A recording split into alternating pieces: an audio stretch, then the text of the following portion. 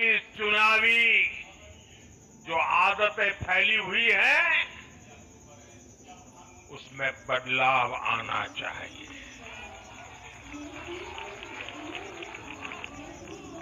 आज जब भाजपा जीती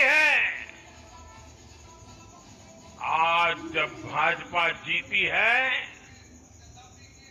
तो बदला नहीं, बदलाव की बात होनी चाहिए। भय नहीं, भविष्य की बात होनी चाहिए। मेरी सभी राजनीतिक दलों के कार्यकर्ताओं से अपील है, आइए हिंसा के इस अंतहीन चक्र को हमेशा के लिए खत्म करें।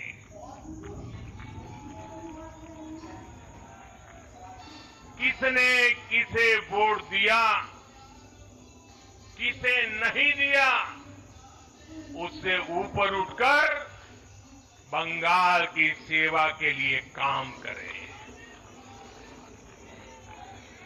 साथियों, इन राज्यों में चुनाव और उसके नतीजों की राजनीतिक एक्सपर्ट्स अपने अपने तरीके से समीक्षा कर रहे हैं, लेकिन इन नतीजों की एक और बहुत अहम बात है, इनकी टाइमिंग।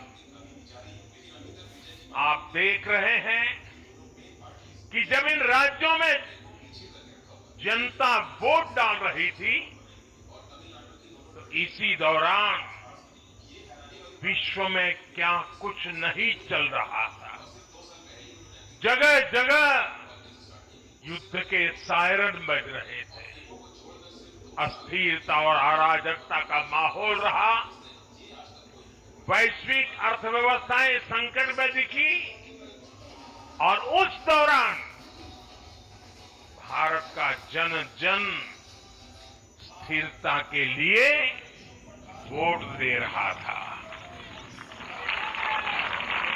साथियों, आज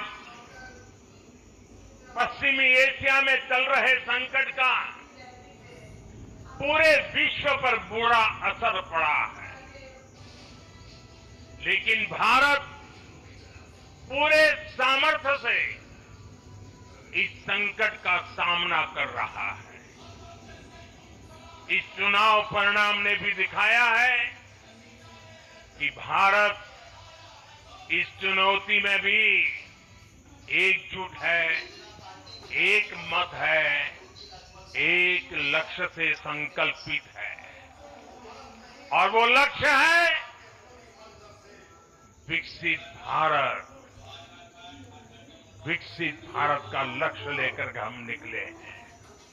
साथियों, विकसित भारत के संकल्प की सिद्धि में पूर्वोदय का बहुत बड़ा महत्व है।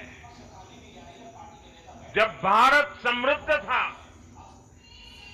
आर्थिक, राजनीतिक और सांस्कृतिक सामर्थ्य के चरम पर था, तो उसके 3 मजबूत स्तंभ थे।